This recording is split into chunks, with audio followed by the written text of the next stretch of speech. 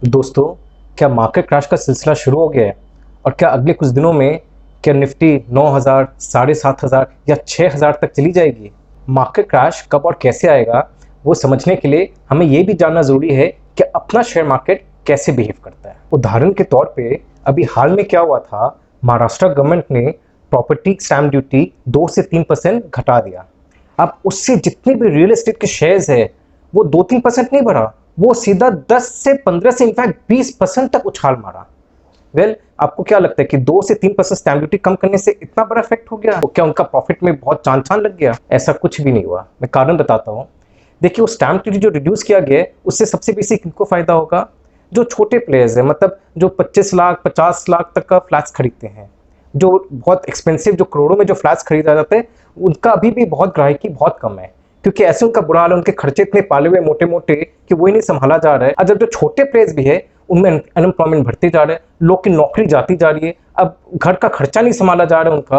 अब वो आप समझते वो फ्लैट 2-3% के लिए फ्लैट खरीदेंगे। अब 50 लाख का फ्लैट में 2% कितना होता है? 1 लाख 1.5 लाख रुपया वो बचत के लिए लोग के पास पैसे है कि वो फ्लैट में इन्वेस्ट कर पाए, या लोन लेना पड़ेगा बैंक से। अच्छा, लोन उनको सस्ते में भी मिल जाए क्योंकि इंटरेस्ट रेट काफी कम है, तो चुकाना तो होगा ना लोन, उसका इंटरेस्ट तो चुकाना होगा। अब अगर नौकरी में तो चुकाएंगे कैसे इंटरेस्ट? बल्कि मैं तो ये कहूंगा कि रियल एस्टेट का सेगमेंट जो है उसके लिए 2020 और 2021 साल तो लिटरली उड़ ही गया। अब सीधा 2022 में उस सेक्टर में वापस वो टेलविंड्स आएंगे, वो बढ़ेगा।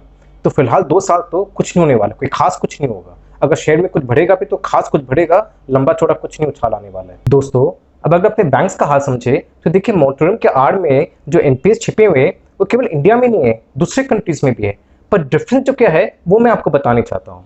अब देखिए, जैसे यूएस में 10% है, ऑस्ट्रेलिया में 9% है, चाइना में 1%, ताइवान, हांगकांग, कोरिया, ये सब में लेस देन 1%, और इंडिया में 35%, 35% है। तो आप समझ सकते हो क्या हाल अपने बैंक्स का, कितना बुरा हाल है। और दोस्तों, उसके ऊपर 64% of total retail loans is under red zone. Red zone मतलब खतरनाक, मतलब बहुत बुरा हाल है वो सब लोन्स का।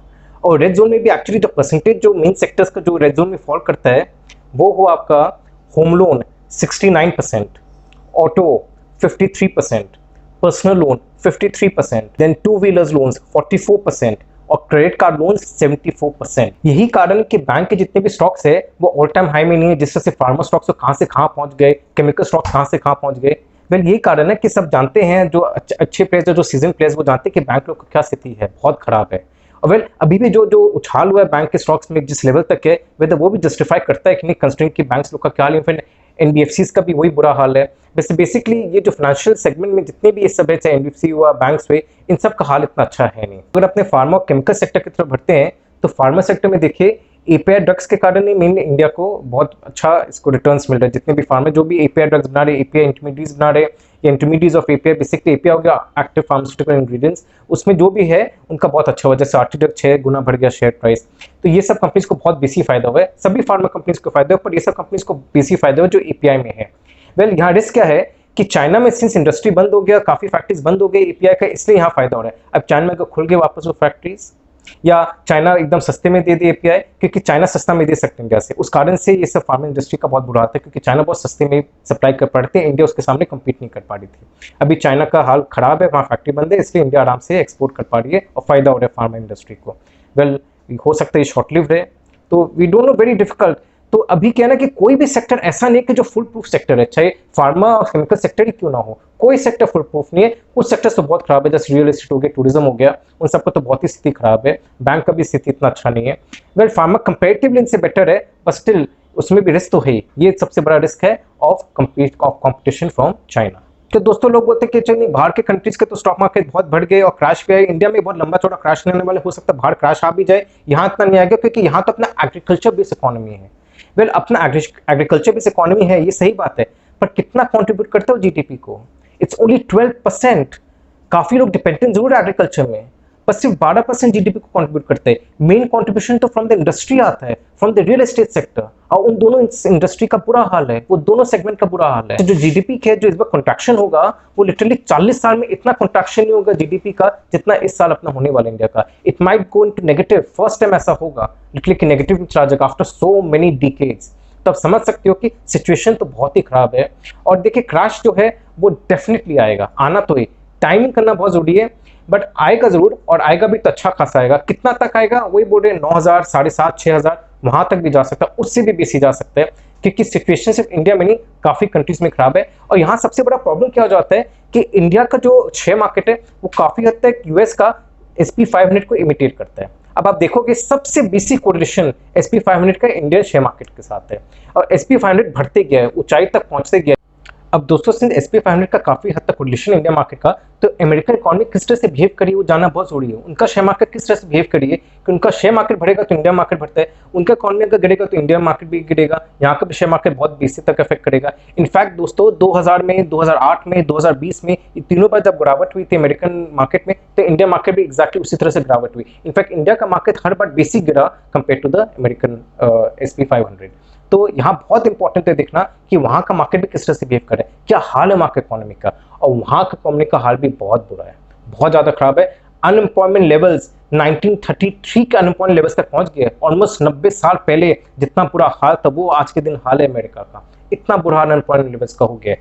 प्रोडक्शन एकदम बंद है, बहुत नहीं है। पहले तो थोड़ा बहुत हो रहा था प्री कोविड लेवल्स में, इनफैक्ट तभी भी हाल कोई खास अच्छा नहीं था, अब तो बहुत ही बुरा हाल हो गया। One of the worst affected countries है प्रोडक्शन वाइज। इंडिया तो और भी ज्यादा इफेक्ट हुआ है, उसका तो बात ही छोड़ दीजिए। अच्छा वहां भी क्या हो रहा है, वहाँ की जो गवर्नमेंट है वो बेसिकली जितने अनएम्प्लॉयड लोग हैं उनको पैसा दे रही है, उनके खाते में जमा करिए पैसा। क्यों जमा करिए? ताकि वो पैसा वो लोग यूज करे और उससे गुड्स खरीदे, गुड्स खरीदेंगे, सामान खरीदेंगे तो फैक्ट्री प्रोड्यूस करेगी तो फैक्ट्रियां भी चलेगी उस कारण से। पर यहाँ ऐसा नहीं हो रहा है, वो भी उनका बैकफायर कर गया। क्योंकि हो क्या रहा है, अमेरिकन पीपल कुछ तो कंज्यूम करे ऑब्वियसली एसेंशियल कमोडिटीज, बाकी पैसा वो शेयर मार्केट में लगा दे रहे हैं, क्योंकि उनको लग रहा है कि बैंक का तो इंटरेस्ट है नहीं, कुछ मिलता तो है नहीं। अच्छा अपने को कुछ सेविंग करना है, अच्छा शेयर मार्केट इतना बढ़े तो इतने हाई रिटर्न्स मिल रहे, चलो उसमें लगा दो। वहां भी लगा रही है, वो भी लगा रही है, फेड भी प्रेम से पैसा प्रिंट करती जा रही है और वो भी शेयर मार्केट में जा रहा है। तो उस कारण से शेयर मार्केट बढ़ते जा रहे, बढ़ते जा रहे। अब देखिए इकोनॉमी में प्रोडक्शन तो हो नहीं रहा है खास गुड्स का, इकोनॉमी का बुरा हाल हो रहा है और शेयर मार्केट ऊपर जाते जा रहे हैं। इकोनॉमी ऐसे चल रही है और शेयर मार्केट ऐसे जूम कर रहा है, तो इतना बड़ा डिफरेंस हो गया है।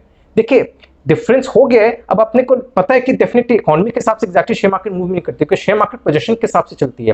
पर इतना बड़ा फर्क देखिए, कहीं ना कहीं वो फाइनली जाके दोनों आसपास आती है।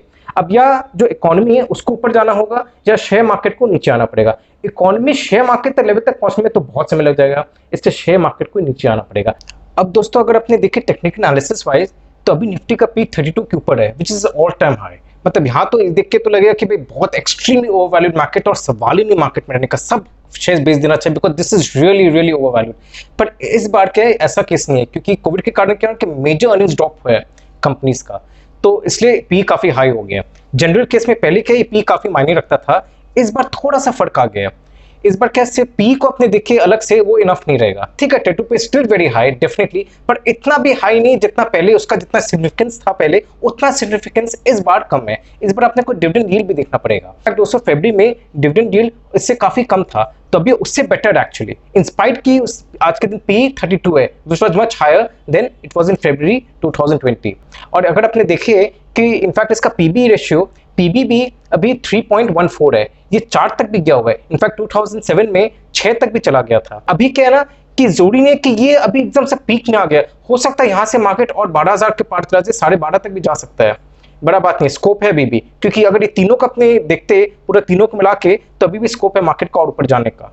पर बात यह है कि ओवरवैल्यूड तो है ही। बट देखिए यहाँ जो सबसे बड़ा प्रॉब्लम क्या हो रहा है कि सिंस अमेरिकन का जो गवर्नमेंट है वो इतना प्रेम से पैसा प्रिंट कर रही है, उसका करेंसी डीवैल्यू हो रहा है, इतना भयंकर उसका करेंसी डीवैल्यू हो रहा है, इतना डेट हाई है उसका जीडीपी के रेशियो के हिसाब से, कि ऐसा नहीं हो कि नया वर्ल्ड ऑर्डर आ जाए, अमेरिकन करेंसी जो रिजर्व करेंसी है दुनिया का वो खत्म हो जाए। अगर वो हो जाएगा ना, एंटायर वर्ल्ड का इकोनॉमी कोलैप्स कर जाएगा, एंटायर वर्ल्ड का। मतलब the main reserve currency of the world will go for a toss. सोच सकते क्या हाल होगा। अब तीसरा थिंग चाइना का थ्रेट। अब चाइना क्या थ्रेटन करिए गवर्नमेंट को, वो बोलती है यूएस को कि हम तुम्हारा $200 बिलियन का ट्रेजरी बिल्स बेच देंगे। अब $200 बिलियन किसको बोलते हैं? 15 लाख करोड़ इंडियन करेंसी के हिसाब से। इमेजिन अगर वो बेच देगी तो अगेन जो अमेरिकन गवर्नमेंट उसको प्रिंट करना पड़ेगा 15 लाख करोड़, वो और पैसा प्रिंट करेगी तो और इन्फ्लेशन बढ़ेगा, इन्फ्लेशन और बढ़ेगा तो और बुरा हाल होगा। तो क्या हो रहा है ना, वो प्रिंट करती जा रही, ठीक है करो करो प्रिंट, शेयर मार्केट बढ़ रहा है, सब खुश है, सब ठीक है, पर बेसी दिन चलने वाला है नहीं। कितना दिन चलेगा? अनलिमिटेड मनी तो है नहीं, ऐसा नहीं कि करती रहेगी जिंदगी भर। अब ये कितना दिन चलेगा? 15 दिन चलेगा, 1 महीना चलेगा, 2 महीना चलेगा, 3 महीना, 6 महीना बोलना बहुत मुश्किल है, पर कहीं ना कहीं जाके तो रुकेगी।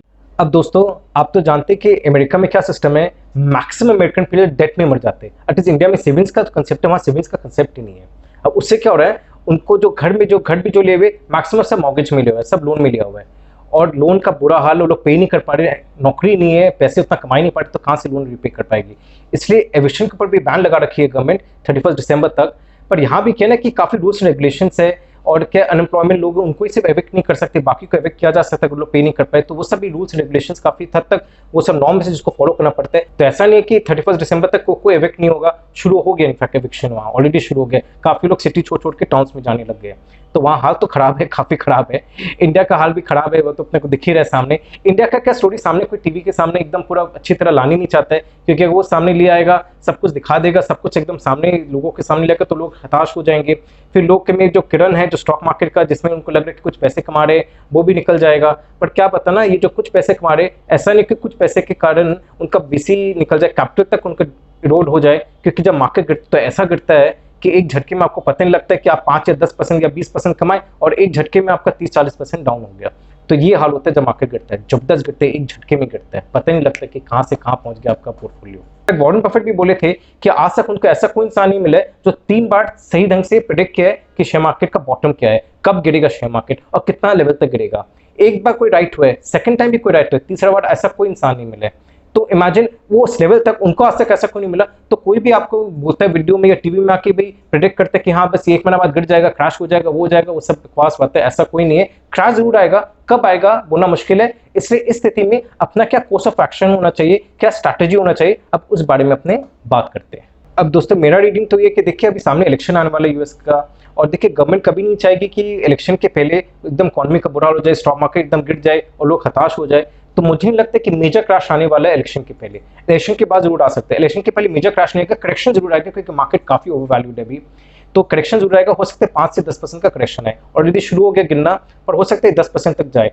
पर क्या है ना, प्रॉब्लम क्या होता है कि 5 से 10% ऑफ निफ्टी, अब अगर नॉन निफ्टी शेयर्स है तो हो सकता है 15 से 20% तक भी गिर जाए। तो बहुत जरूरी है कि आपको ये देखना है कि आपका पोर्टफोलियो में क्या मिक्स है, with mid cap, small cap, और इसका क्या मिक्स है। हाल में मिड कैप और स्मॉल कैप बहुत तेजी से बढ़ा है, तो उनमें गिरावट का भी चांस काफी है और तेजी से।